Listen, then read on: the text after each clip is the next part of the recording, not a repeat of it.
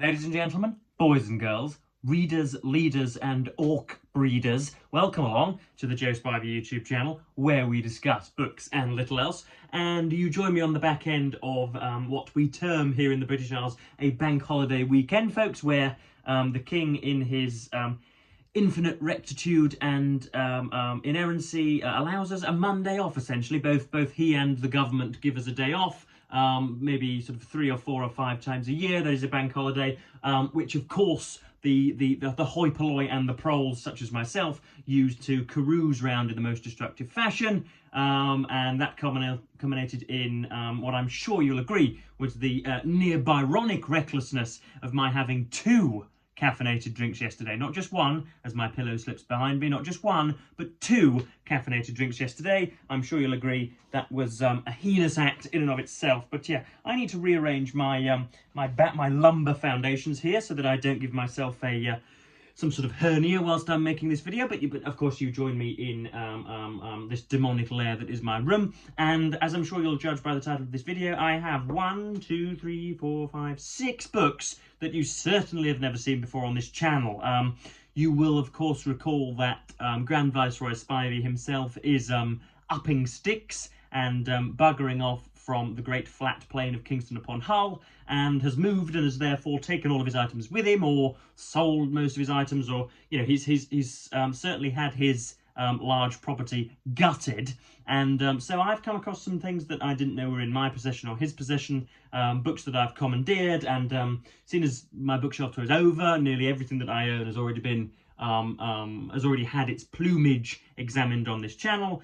We can at least go through some things that I do believe I've never shared with you. I was going to do a video on Anthony Trollope's, the second part of my reading of Anthony Trollope's The Eustace Diamonds, but he just sort of parcelled everything up and put a nice ribbon around things, and, concluded his book in that usual gentlemanly manner which we've come to expect from Mr. Trollope, without offering anything particularly refreshing, and therefore I didn't think it warranted a 15-minute disquisition on my part, but heaven knows that may change.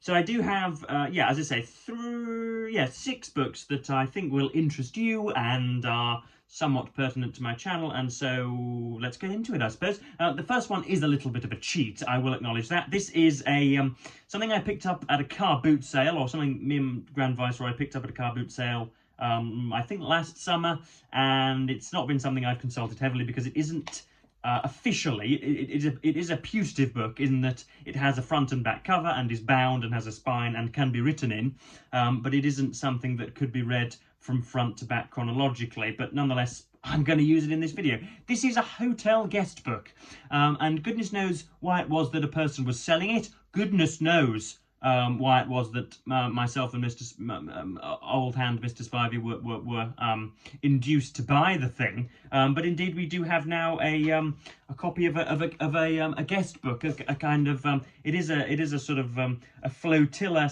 / menagerie of doodles and of kind of bits of babbling criticism. It's mostly mostly mawkish praise for the hotel. I've failed because most of it is illegible.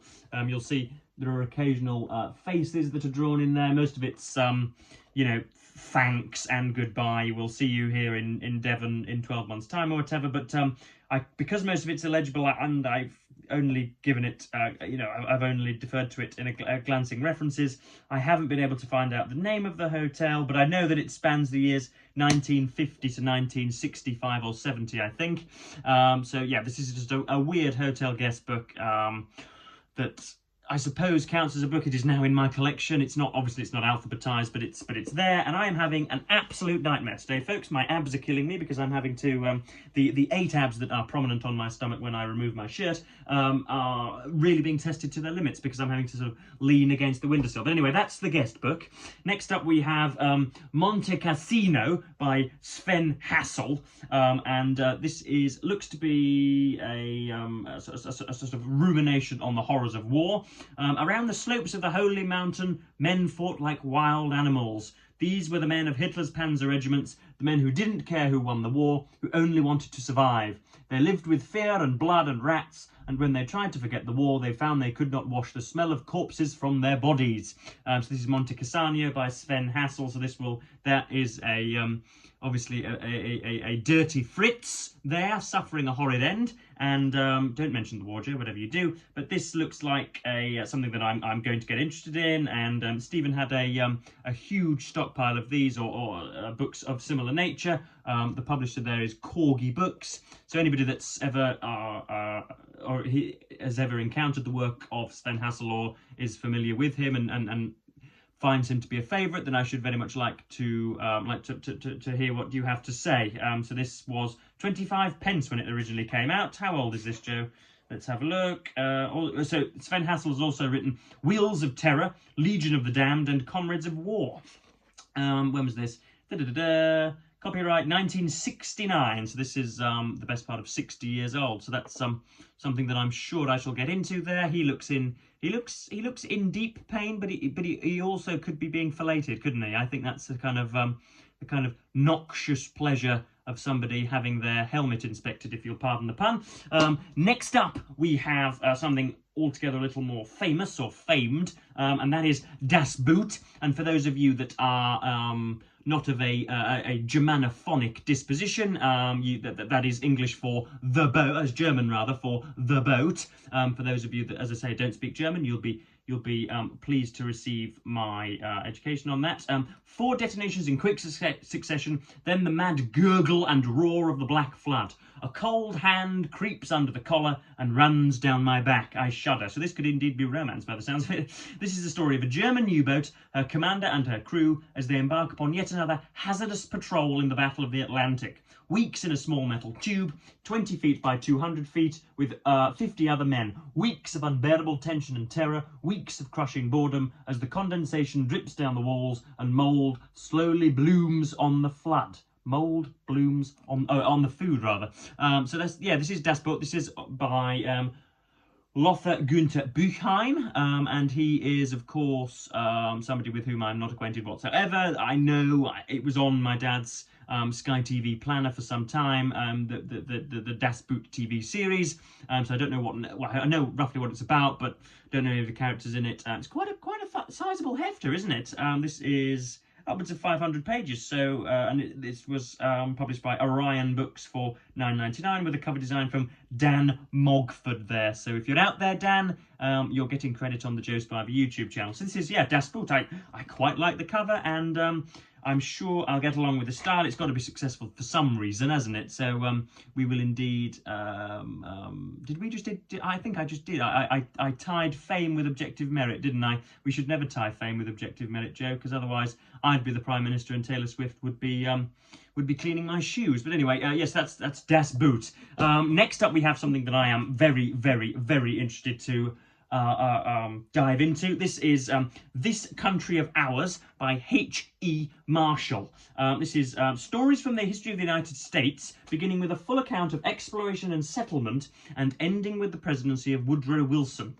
The 99 chapters are grouped under 7 headings: stories of explorers and pioneers, stories of Virginia, stories of New England, stories of the Middle Southern colonies, stories of the French in America, stories of the struggle for liberty, and stories of the United States under the Constitution. Could we perhaps have a section which is entitled Stories of How to Vary One's Diction? I think that would help as well. But this is published by Yesterday's Classics. And goodness knows when indeed it was first put out amongst the world, but it's in perfect condition. This has never been read. This edition first published in 2006, so it's nearly as old as I am. But this has got bits on. I've already thumbed through bits of it. It's got. I'm most interested in Amerigo Vespucci and how it was that I think a relatively minor explorer was. Shall we say, privileged with the naming of an entire landmass and one of the world's final empires. So this is This Country of Ours. I am embarrassingly ignorant of the discovery, as it were, of the United States, or shall we say the westernization of the United States, because of course Plains Indians were there beforehand. I'm not sure whether any of you knew that, but yeah, I'm very interested in American development and how it was that a society of immigrants came to rule the world, and of course with all of the pertinent furore and hullabaloo that is going on over in the United States. I think hullabaloo is a little bit of a limp term for what's going on, but nonetheless, you get my point. I'm very interested in the progression of America, the building blocks of America, the antecedents of America, whether indeed democracy is enshrined into its constitution, as most right-wing commentators seem to want to contravene at the moment, but who knows? So that's This Country of Ours by H.E. Marshall. So we've got any pictures in here? No. Let me just give you some title names. Anybody of you guys, obviously my demographers tell me that about 2/3 of you are American and will indeed therefore have, pardoning the pun, skin in the game regarding this book. Have you ever read it? Have you ever come into contact with it? You've got How America Was Named, which is the chapter I've read. How the Flag of England Was Planted on the Shores of the New World.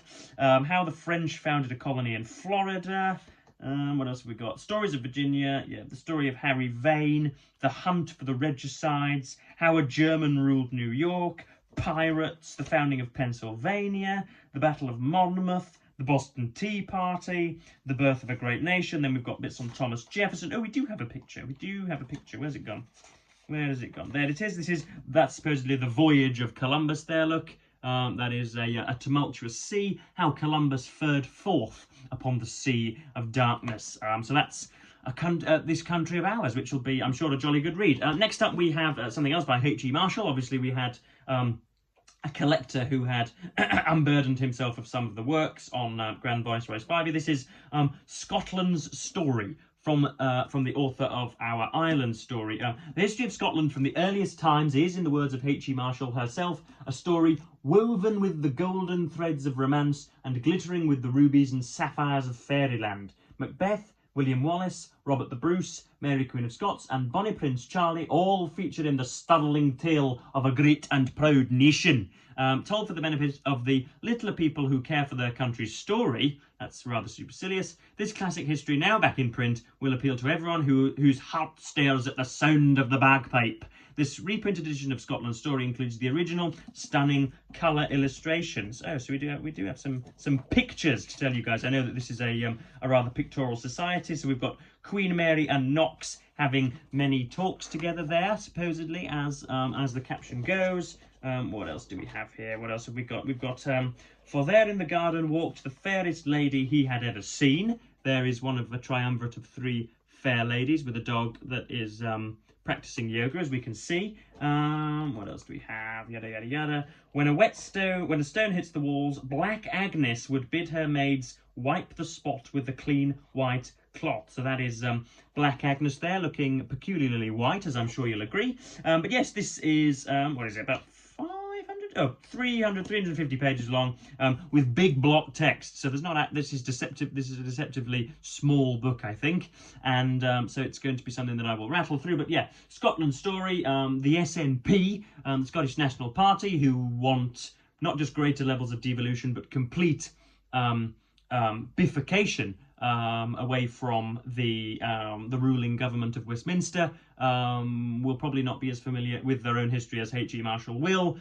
They just want their name in lights. Mr. Salmond and Miss Sturgeon and Hamza Youssef, who've all waved goodbye to prominence, do not really care about the plight of the Scottish people. As I say, they just want to have their names next to some glistening legislation. But I might be doing them dirty with that remark, I'm not sure. But then one more final book, just to end this. I don't know what I'm going to title it, but it's 6 books you've never seen before. It might be sort of, 6 Jewjaws that otherwise I would never have published. But yes, this is this written by Eddie Merckx? I'm not sure. This is The Fabulous World of Cycling, the 1983 edition. And there again, for you Americans, is the great Greg LeMond, who won the edition of that year, and indeed pioneered the out front time trial bars. And so we've got bits of Sean Kelly in here. Again, it's largely pictorial, but but you never know. So we've got, what have we got? So we've got, let me just try and skip to a particular section. Have we got Greg LeMond on his time trial bars? I think we should have. We've got, I'm trying to see if I can name any of these people. I'm supposedly called a cycling fan, but 1983 isn't a year with which I am very sufficiently acquainted, but let me see if I can get. Anyway, look at the grit and the grime of the Belgian classics there, where you spend 7 hours on your complete limit, only to finish 17th or whatever. There is Greg LeMond. It seems he was in the Rainbow Bands that year, which doesn't actually mean that you are an ally of homosexuals. That means that you are indeed the world champion. But you know, the rainbow jersey does indeed backdate the woke karate. But yeah, we've got bits of Sean Kelly in here, and yeah, so again, I don't really know why indeed I'm showing you guys this, but it's something that I've found. So this is yes, the fabulous world of cycling, the 1983 season.